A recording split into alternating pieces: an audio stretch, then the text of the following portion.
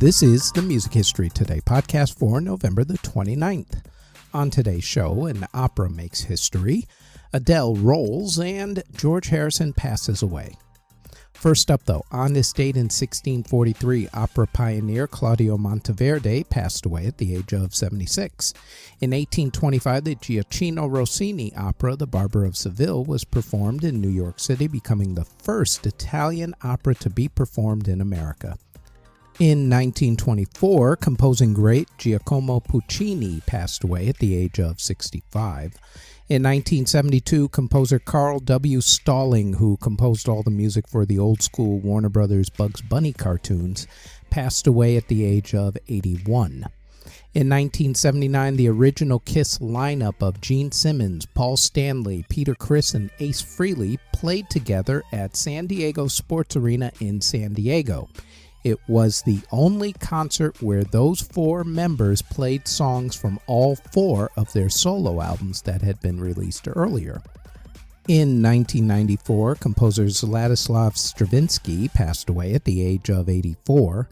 In 2001, former Beatle and solo artist George Harrison passed away from cancer at the age of 58. In 2003, the Nelson Mandela 46664 Campaign for AIDS Awareness concert was held.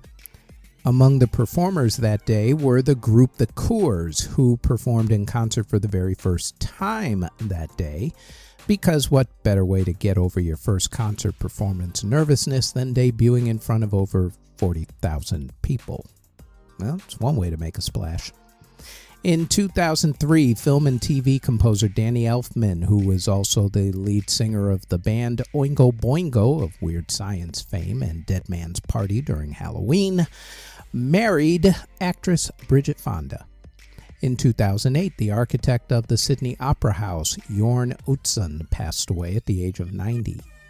In 2014, Taylor Swift became the first female artist to replace herself at number 1 on the Billboard Hot 100 singles chart when her song Blank Space became number 1, taking over the top spot from her song Shake It Off.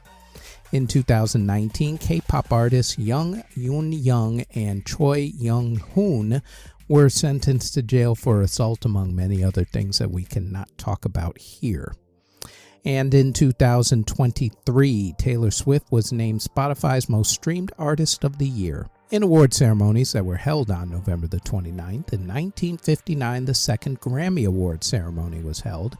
It was the first Grammy Award ceremony to be televised. Bobby Darin's song, Mac the Knife, was the big winner, taking home Record of the Year, while Bobby also won for Best New Artist that year. Albums that were released on November the 29th include in 1968 when John Lennon and Yoko Ono released Unfinished Music No. 1, Two Virgins, but that was only in the UK on that date. In 1974, Slade released Slade in Flame, and the Charlie Daniels Band released Fire on the Mountain. In 1982, Foreigner released Records, and Michael Jackson released the biggest selling album of all time worldwide, Thriller. We go into the making of this album, among many other things, on this week's Music History In-Depth podcast, which has dropped on this network. In 1985, the Cocteau Twins released Echoes in a Shallow Bay. In 1988, Guns N' Roses released GNR Lies. In 1994, Mary J. Blige released My Life, and Nick Lowe released The Impossible Bird. And in 2013, the Scorpions released MTV Unplugged Live in Athens. Singles that were released on November the 29th include in 1963, when the Beatles did a twofer, but in the UK on this date. They released I Want to Hold Your Hand and This Boy. In 1968, Manfred Mann released Fox on the Run, but only in the UK on that date.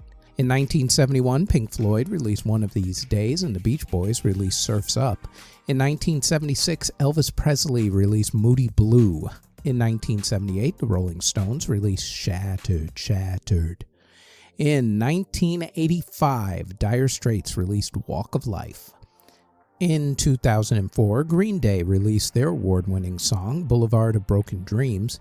In 2010, Adele released Rolling in the Deep, which we also talk about on this week's Music History In-Depth podcast.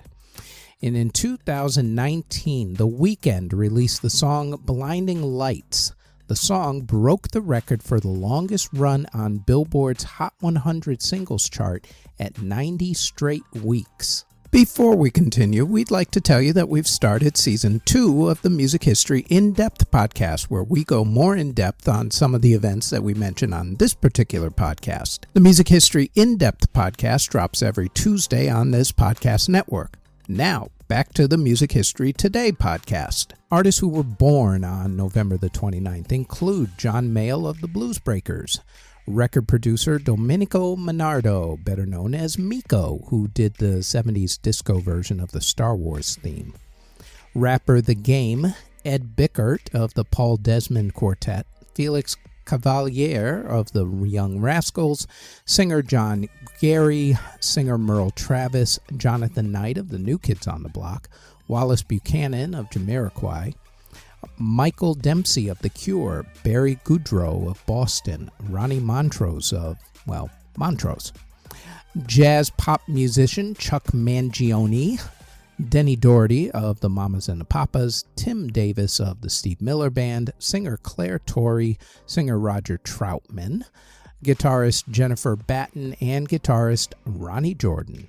Artists who unfortunately passed away on November the 29th, other than the ones mentioned earlier, include entertainer extraordinaire George Roby, jazz clarinetist Dink Johnson, composer Alan Richardson, singer Ann Burton, singer and dancer Carrie Lowenstein, singer-songwriter Mick Christopher, drummer Tony Meehan of the group The Vipers, pianist Nina Milkina, musicologist Tom Terrell, pianist George Hadjinikos, flute player Ruth Anderson, opera singer and also the artistic director of the Opera Theater of Pittsburgh from 1978 to 1999, Miss Mildred Miller, and Will Cullen Hart of the Olivia Tremor Control and also the group Circulatory System.